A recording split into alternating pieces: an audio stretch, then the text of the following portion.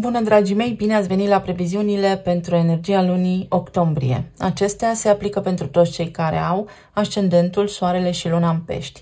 Să vedem despre ce este vorba pentru voi. Încep cu partea de tranzite astrologice, iar în cea de-a doua parte vedem care este energia în cărțile oracol și de tarot. Luna octombrie a debutat, așa cum bine știm, cu faimoasa eclipsă de soare din arhetipul balanței, care a fost deopotrivă și o lună nouă în balanță pe data de 2. S-a produs în conjuncție cu nodul sud karmic, iar acest eveniment pentru voi a avut loc în casa a 8-a. O lună nouă înseamnă întotdeauna noi intenții, noi demersuri, noi direcții. Această casă a 8-a vorbește despre transformare, regenerare, moarte și renaștere. Lucruri care se încheie pentru ca altele mai bune să apară în viața noastră. Aici vorbim despre resursele împărțite cu ceilalți, despre banii partenerului, despre datorii, taxe, impozite, pensie alimentară, partaj dacă este cazul, dar și despre posibilitatea de a-mi reveni după. Balanța este arhetipul relațiilor. Toate relațiile noastre la orice nivel. Acest eveniment are ca atribute unitatea sau dislocarea. Așadar, puteți acum să găsiți sprijin în achitarea datoriilor, partenerul vostru de viață are parte de o ofertă financiară colosală care implicit vă ajută și pe voi, pentru că aici regăsim banii celorlalți. Poate fi vorba despre o revenire, despre noi colaborări pe care le faceți acum, care vă ajută pe voi să vă susțineți financiar. Poate fi vorba despre moșteniri legale, despre bunurile voastre, despre contractele deja semnate pe care să le reevaluați. Este o revenire la nivel financiar când vine vorba și despre câștiguri pasive, când vine vorba și despre discuții cu autoritățile care au legătură cu asigurările medicale, cu contracte deja semnate care nu mai funcționau. Lăsăm deoparte ce nu funcționează și luăm în calcul lucruri noi, pentru că deja avem experiență. Acel nod sud karmic ne arată cum să nu mai facem. Mai departe, Jupiter își începe perioada de retrogradare în arhetipul gemenilor, la voi pe casa a 4-a. Jupiter este cel care ne ajută să ne dezvoltăm, el extinde, iar gemenii sunt arhetipul comunicării, al intelectului. Această casă a 4-a vorbește fix despre casa părintească, despre spațiul locativ, despre părinți, proprietăți, despre trecut, rădăcinile noastre. În această perioadă de retrogradare, Jupiter ne trimite înapoi în casa copilăriei, ne reconectează cu părinții și dacă nu mai sunt aici cu noi, prin capacitatea noastră mentală și telepatică, pentru că nu suntem separați unii de ceilalți, suntem toți energie, doar pe planuri diferite, și așa se face că puteți clarifica niște lucruri. Fie când vine vorba despre drumuri pe care le-ați tot făcut, fie când vine vorba despre familia extinsă, fie când vine vorba despre voi ca părinți sau părinții voștri. Este ca și când se lasă scris în piatră ceva. Voi aveți parte în acest moment de o reevaluare a norocului. Pentru că ați tot încercat să faceți niște lucruri și la un moment dat vă surâde norocul. Jupiter va sta aici în casa a 4-a până în anul 2025, când vă pot veni idei despre vânzare, cumpărare, despre închiriere, despre activitate comercială la voi în casă, să începeți o mini-afacere, să începeți să lucrați de acasă. Poate fi vorba și despre relocarea în străinătate sau revenirea pe pământul natal. Mai apoi, Pluto își reia mersul direct în Capricorn, iar pentru voi acest lucru se întâmplă în casa a 11-a. Dacă viitorul până acum v-a părut incert, acum totul capătă sens sau ar trebui să capete. Pluto este arhetipul transformării, cel care dă cu pumnul nemilos pentru ca mai apoi să ne ajute să ne reconstruim bucată cu bucată mai puternici.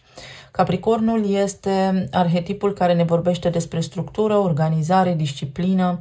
Este o energie exigentă, dar este și o energie care ne ajută să ne asumăm responsabilitatea propriei noastre vieți.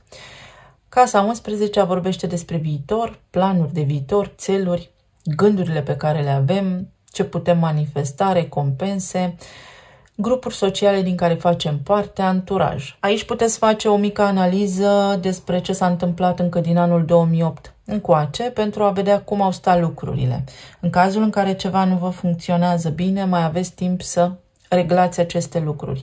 Poate nu aveți încredere în viitorul vostru, poate niciodată nu știți ce alegere să faceți, poate lucrurile s-au întâmplat în afara controlului vostru, pentru că Pluto este guvernatorul Scorpionului și Scorpionul controlează, vrea să aibă lucrurile clare în minte, este predictibilitate acolo și poate pentru voi nu a fost predictibilitate, nu v-ați putut asuma niște lucruri, s-au întâmplat fără voia voastră sau v-a dus așa viața în diverse locuri, dar pentru a căpăta mai multă experiență. De ce? Pentru că în viitor va fi nevoie de voi experți așa cum ați devenit. Poate fi vorba și despre transformarea viitorului, despre un noroc din acesta chior, un sens al împuternicirii pe care poate nu-l vedeți acum, dar este foarte multă putere. Puteți deveni foarte puternici când vine vorba despre viitor. Mai poate fi vorba aici și despre faptul că aveți în jurul vostru oameni care poate v-au controlat fără să vă dați voi seama și acum puteți părăsi acele grupuri sau acel anturaj. Mai apoi energia se schimbă și Mercur intră în Scorpion, iar acest lucru pentru voi se produce în casa credințelor, unde Jupiter este de drept stăpân și aici vorbim despre străinătate, despre chestiuni legislative, lege, despre religie de asemenea, despre studii înalte, aprofundate, nișate sau despre tot ceea ce ține de planul geopolitic.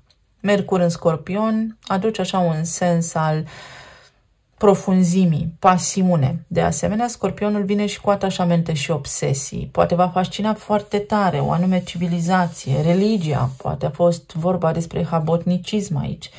Se pot schimba credințele de viață, puteți deveni mai profunzi, puteți fi în căutarea sinelui, în căutarea conexiunii cu divinitatea în această perioadă.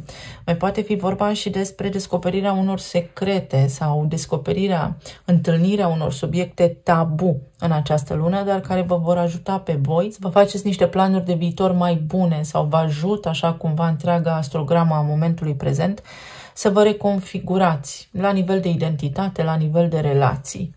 Mai apoi avem parte de luna plină din Berbec, care pentru voi se produce în casa a doua, stima de sine. Berbecul înseamnă identitate, independență, a fi, autonomie, pe casa banilor. Iar luna plină spune o încheiere, o finalitate. Și tot aici regăsim stima de sine sau modalitatea în care pun eu preț, ce valorează cel mai mult pentru mine în această viață. Și se schimbă sistemul de valori. În ultima perioadă ați devenit poate mai profunzi. Alte lucruri sunt importante acum față de cele care contau anterior. Poate fi vorba despre o finalitate aici, la nivel de plan financiar. Nu mai lucrați ca angajați, spre exemplu, și vă deschideți voi o mică afacere sau deveniți voi freelancer, lucrați pe cont propriu. Poate fi vorba despre nu mai pot să susțin singur afacerea aceasta și am nevoie de un partener de afacere. Sau nu mai pot face această afacere doar din site, pe plan local, din magazin, trebuie să-mi fac magazin online. Berbecul este semnul acțiunii care inițiază și a venit vremea pentru a face mai mulți bani, să fiți mai serioși și să vă asumați cumva puterea, să vă împuterniciți singuri sau să vă orientați mai bine. Viitorul vostru poate fi unul strălucit, este nevoie de mai multă voință și determinare, iar asta înseamnă luna aceasta plină pentru voi. Este sub numărul 17 evenimentul care înseamnă claritate și clarviziune. Cum să fac mai mulți bani? Poate fi vorba și despre leadership, despre o performanță care vă este recunoscută acum, despre un bonus, o promovare. Mai apoi Venus intră și în Săgetător pe aceeași dată, pentru voi în casa a 10-a, la locul de muncă, profesie, carieră, unde regăsim numele, renumele, șeful, șefa. Poate vi se schimbă șeful și acum veți avea pe cineva de altă naționalitate. Săgetătorul înseamnă expansiune, cumva creștere financiară, creștere la locul de muncă.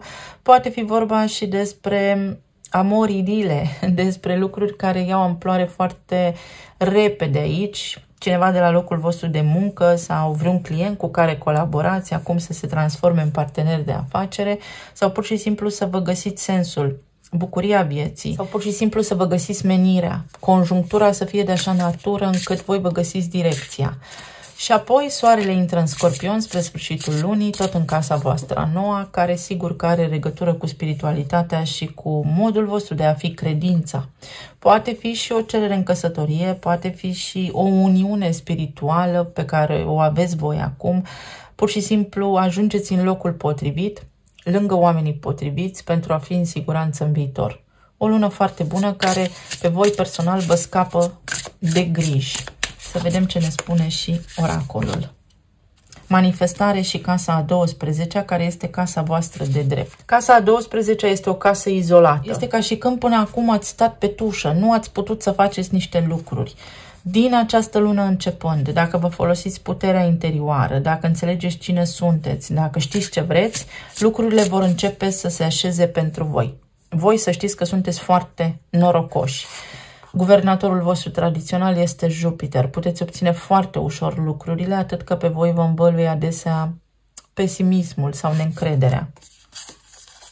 Elementul de pământ și casa 11-a, foarte interesant, unde voi îl aveți exact cum am menționat. Acum pe Pluton mers direct. Se stabilesc niște lucruri foarte importante pentru viitorul vostru sau veți ști pe cine vă bazați. Aveți nevoie să faceți ceva nou sau niște demersuri și veți ști pe cine să vă bazați. Aveți putere acum, sunteți voi un om de bază într-un anume cadru, într-o anume conjunctură. Spuneți cuiva, te poți baza pe mine, sau cineva vă spune vouă acest lucru. Numărul 11 este foarte spiritual, foarte important și foarte puternic și vă ajută pe voi, uite, să vă deblocați manifestarea. Aveți parte de noroc, să știți, în această lună. Abundență, prosperitate, numărul 1 și acțiune.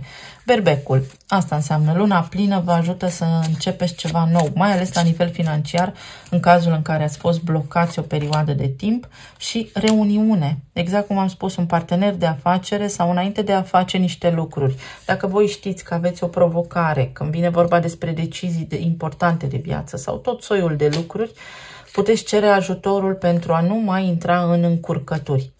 Poate fi vorba aici despre închiderea unor cicluri karmice, terminați de achitat ceva, niște datorii. Un plan foarte bun pentru achitarea unor datorii, renegocierea unor credite, faetonul, 5 de cupe, 6 de bâte și soarele. Veți ieși dintr-o perioadă de stagnare, să știți, doar că trebuie să lăsați în urmă regretele, să nu vă mai gândiți la ceea ce nu a funcționat. Tot omul are experiență de viață și viața este și cu plus și cu minus, este ca o curbă, pentru că totul este pe mișcare de undă. Uite, pentru cei care sunteți singuri, o relație nouă. Sau poate fi vorba de cineva din trecut cu care ați avut așa o tentativă și acum regretă și reapare în viața voastră pentru a regla conturile. Puteți cunoaște de asemenea pe cineva nou, ori la un concert, ori la un spectacol, ori în comunitatea voastră. Poate fi și la locul vostru de muncă. Voi în această lună veți străluci și ceilalți vor remarca acest lucru. Cei care aveți relații deja formate, veți trece peste niște regrete, veți reuși să treceți peste niște necazuri, fie la nivel financiar, fie neînțelegeri în cuplu. Reușiți să le puneți la spate, reușiți să le dați la spate, reușiți să le îndepărtați de voi. Aceasta este o carte a Scorpionului și Scorpionul la voi este pe casa a 9-a. Ce ați crezut voi nu este tot una cu ceea ce este și cumva să știți că se face așa lumină în viața voastră. Veți vedea că se face lumină în anumite zone din viața voastră, în anumite aspecte, să le spunem așa. Pentru cei care sunteți în perioadele acelea de separare, vă este mai bine așa, atenție doar că voi hrăniți prin regret, tristețe și părere de rău persoana care a plecat. Și persoana care a plecat cu un sens și cu un scop pentru ca voi să puteți ajunge într-un loc mai bun. La nivel financiar, după foarte multă așteptare sau când mai puțin vă așteptați, aveți parte de noroc, aveți parte de succes, de victorie, veți reuși așa ca peștele în apă să treceți peste tot ceea ce înseamnă blocaj. Se deblochează ceva, veți vedea că se închid niște afaceri, vă găsiți clienți, aveți o ușă deschisă, o ușă de scăpare sau o ușă care vă așteaptă. Acolo vă așteaptă cineva sau oportunități noi. La nivel profesional aici, s-ar putea să plece un șef, o șefă și abia așteptați acest lucru sau se schimbă ceva la locul de muncă. Sunteți voi promovați, scăpați de un stres, de o autoritate. Fie s-ar putea să ieșiți unii dintre voi la pensie, fie este vorba despre faptul că puteți să vă îndepliniți o anume dorință. De asemenea, este vorba despre curaj aici pentru voi. La nivel de sănătate, atenție la colon, la toxine. Aveți nevoie de o detoxifiere. Nu pentru că vă spun eu, ci pentru că toți avem. Este vorba despre fluidele din corpul vostru și despre limfă și despre sistemul limfatic care nu reușește să curețe tot. Atenție și la lucrurile pe care le mâncați, pentru că s-ar putea să aveți un tranzit lent și arderile lente. Să faceți tot ceea ce puteți pentru microbiomul vostru, pentru că dacă stomacul este fericit și viața noastră este bună. 8 de cupe. Vedeți, vă îndepărtați de regrete, de tristețe. Începe o perioadă mai bună pentru voi. 2 de spade. Vă este teamă să luați decizii sau nu aveți încredere deloc în voi și a venit vremea să aveți încredere pentru că ceilalți vă văd diferit față de cum vă vedeți voi, sunteți doar subiectivi. La luna nouă, în data de 2, nu știți ce să faceți, dacă să stați sau să plecați, să stați sau să plecați, sau să faceți stânga sau dreapta. Decizia voastră, să știți că este mai bună decât nicio decizie. Lumea, vedeți, o victorie, în sfârșit reușesc. Evrica, am reușit. Exact așa este luna aceasta pentru voi. Evrica, reușesc, Evrica, am reușit. Poate fi vorba la nivel de sănătate despre pierderea unor kilograme, despre o regenerare celulară, despre o însănătoșire. Sunt lucruri foarte bune. Uite, vreau să văd 8 de cupe și 2 de spade ce înseamnă. Mi-este teamă să spun ce gândesc sau nu sunt curajos, sunt rușinos. Mi-este teamă pur și simplu și veți prinde curaj. Poate fi comunicarea, trebuie să spun ceva, trebuie să închei ceva, trebuie să semnez niște acte. Se pot face. Unii dintre voi poate pentru divorț, alții dintre voi acum primiți meritele cuvenite pentru că aveți acea eclipsă pe casa 8-a. Poate fi vorba despre o moștenire, poate fi vorba despre un proces, poate fi vorba despre un câștig de cauză sau despre o promovare. Poate fi de asemenea vorba despre scăparea stresului de la locul de muncă. Ceva se întâmplă aici, se schimbă și se schimbă în bine. La nivel de sănătate aveți nevoie să fiți mai hotărâți puțin, să vă ocupați de sănătatea voastră. Mă îmbrac ca să impresionez. V-am spus, ceilalți vă văd mai bine decât vă vedeți voi. Ceilalți vă văd mai competenți decât vă vedeți voi. Poate fi și un nou loc de muncă. Și aici este evaluarea performanței. Bonusuri, o schimbare de departament, cineva care vă face complimente, care vă laudă la locul de muncă sau vă temeți să spuneți ceva anume pentru a nu fi judecați. Este o lună pentru curaj.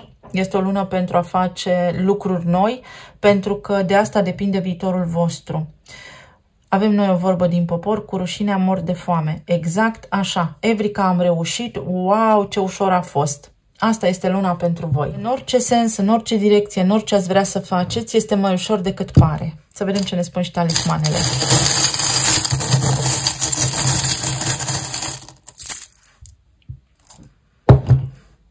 Luna plină din Berbec vă deschide calea, noi drumuri, noi direcții, studii noi. Uite, o călătorie sau noi demersuri, o nouă carieră poate fi aici sau un nou drum. Curajul să porniți, curajul să începeți. Pentru că vă învârtiți în cerc. Voi tindeți să faceți ca în trecut, tindeți să rămâneți pe loc. O surpriză fabuloasă, o înștiințare, o notificare, o veste foarte bună, o acceptare undeva sau cineva vă acceptă. Stați de vorbă cu cineva și rezonați cu omul respectiv. Un mentor. Poate fi vorba despre decizia cea mai importantă din viața voastră care poate fi luată în această lună. La nivel de plan financiar să fiți un pic mai atenți pentru că s-ar putea să fie existat un pic de risipă. Berbecul este impulsiv, să nu cheltuiți bani pe lucrurile de moment, să încercați să puneți niște bani deoparte, să vă faceți calculele mai bine. O vacanță aici, o ieșire în oraș sau poate fi vorba despre faptul că trebuie să fiți foarte ancorați în realitate. Voi îl aveți pe Saturn acolo, pe casa 1, dar și pe Neptun. Ambii vor ieși în această perioadă din retrogradare, mă rog, în curând, să spunem așa, și puteți avea parte de tot norocul din lume sau lucrurile pot rămâne la fel. Aveți un as în mânecă, aveți o mare, mare șansă în această lună. Uite, ceva ce are legătură cu legea, cu justiția, cu străinătatea, cu religia, credința voastră. Poate fi și o uniune religioasă aici. Poate fi vorba și despre un avocat foarte bun care vă ajută și vă scoate din impas. Aici avem steaua, o vindecare, sistemul care lucrează în favoarea voastră, nu împotriva voastră, sistemul medical, o revenire la realitate sau o revenire la nivel de sănătate, simbolul om. Om este chakra coroană. Sunteți încoronați, sunteți complimentați, promovați, văzuți, apreciați sau selectați, aleși dintr-o mulțime. Aici, pentru unii dintre voi, este vorba despre salonul de cosmetică, poate lucrați în acest domeniu, sau despre înfrumusețare. Vi se înfrumusețează viața, se încălzește, se schimbă ceva în relația cu copiii, ei se simt mai bine sau voi vă regăsiți bucuria. Săgetătorul, unde intră Venus, la locul vostru de muncă, aveți parte de progres. Vedeți așa de acum înainte către ce vă îndreptați, prindeți curaj și încredere în niște lucruri anume. Avem aici numărul 15, magnetism sau diavolul, atenție la codependență, obsesie și atașament. Pentru a putea progresa trebuie să vă deslipiți de niște tipare vechi, să încercați să schimbați în viața voastră ceva. Este de asemenea numărul 6 și îndrăgostiți, o alegere și un echilibru, armonie la voi în casă, puteți atinge acest lucru, un parteneriat stabil și armonios și inițialele sunt B, R și G. Cineva te laudă, nu te lăuda tu singur, căci te laudă alții. Bright, strălucești, este o lună în care tu strălucești și cred că nu este nicio carte mai reprezentativă ca aceasta. Clar, clar, clar, vrei fi aclamat. Poate ești persoană publică și primești un rol important, pur și simplu crești. Asta este o lună pentru tine de creștere. Cineva te roagă sau ori cer tu ajutorul, ori cineva își cere ajutorul și acest lucru pornește un parteneriat foarte bun. Atenție dacă te roagă cineva să împrumuți cu bani. Recomandarea este mai bine să nu, pentru că joci o carte riscantă. Să știi că norocul îți bate la ușă. Trebuie să iei șansa asta. Verbul to grab din engleză. Apucă șansa. Șansa și norocul tău sunt aici pentru tine. Eu vă mulțumesc tare mult și nu te grăbi. Nu te grăbi. Pe de altă parte, atenție, atenție, dacă ești grăbit, trebuie să ajungi neapărat undeva, atenție cum conduci sau ce faci. Fii mai atent și mai vigilent. Vă mulțumesc tare mult! Vă doresc o lună minunată, să fiți bine, sănătoși și iubiți, să ne reauzim cu bine. Pa, pa!